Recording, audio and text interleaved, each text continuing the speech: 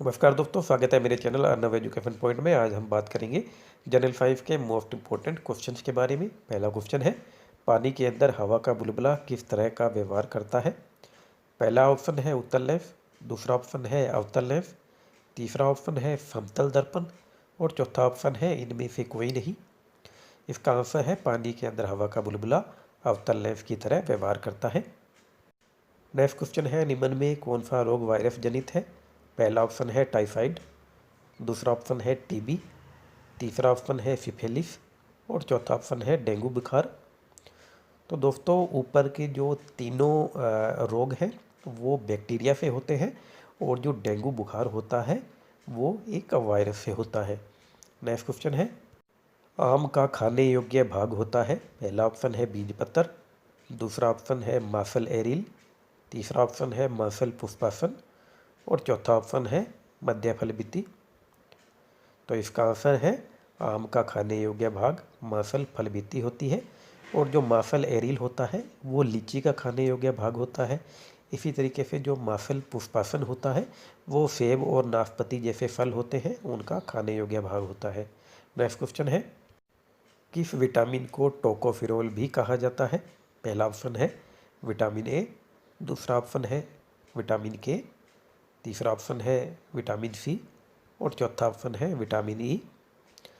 इसका आंसर है vitamin E को टोकोफेरोल भी कहा जाता है। इसकी एक्टिव फॉर्म अल्फा टोकोफेरोल होती है।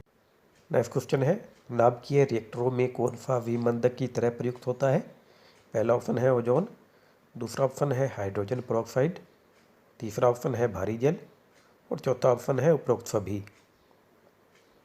इसका आंसर है नाभिकीय रिएक्टरों में भारी जल विमंदक की तरह प्रयुक्त होता है। नेक्स्ट क्वेश्चन है, CaO यानी कैल्शियम ऑक्साइड को कहा जाता है। पहला ऑप्शन है बुझा हुआ चूना, दूसरा ऑप्शन है बिना बुझा हुआ चूना, तीसरा ऑप्शन है नौसादर और चौथा ऑप्शन है जिप्सम। इसका आंसर है कैल्शियम ऑक्साइड बिना बुझा हुआ चूना होता है। नेक्स्ट क्वेश्चन है, सोल्डर बना होता है। पहला ऑप्शन है शीशा तथा टिन, दूसरा ऑप्शन है शीशा तथा तांबा, तीसरा ऑप्शन है तांबा तथा जस्ता और चौथा ऑप्शन है पीतल से। इसका आंसर है सोल्डर शीशे तथा टिन से बना होता है। नेक्स्ट क्वेश्चन है, पुष्पों का अध्ययन कहलाता है। पहला ऑप्शन है पोमोलॉजी, दूसरा ऑप्शन है सिल्वीकल्चर, तीसरा ऑप्शन है एंथोलॉजी और चौथा ऑप्शन है टैक्सोनॉमी। इसका आंसर है पुष्पों का अध्ययन एंथोलॉजी कहलाता है। नेक्स्ट क्वेश्चन है, किस हार्मोन की अधिकता से ग्रेव का रोग हो जाता है।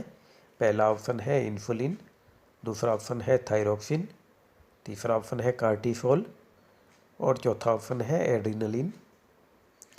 इसका आंसर है थायरोक्सिन हार्मोन की अधिकता से ग्रेव डिजीज हो जाता है।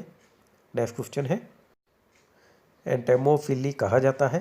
पहला ऑप्शन है पक्षी परागन को, दूसरा ऑप्शन है कीट परागन को, तीसरा ऑप्शन है चमगादड़ से परागन को और चौथा ऑप्शन है सर्प परागन को। तो इसका आंसर है एंटोमोफिली कीट परागन को कहा जाता है। तो दोस्तों, ये थे 10 इंपॉर्टेंट क्वेश्चन। आज के लिए बस इतना ही, फिर मिलेंगे। तब तक के लिए खुश रहिए, आबाद रहिए। Thank you.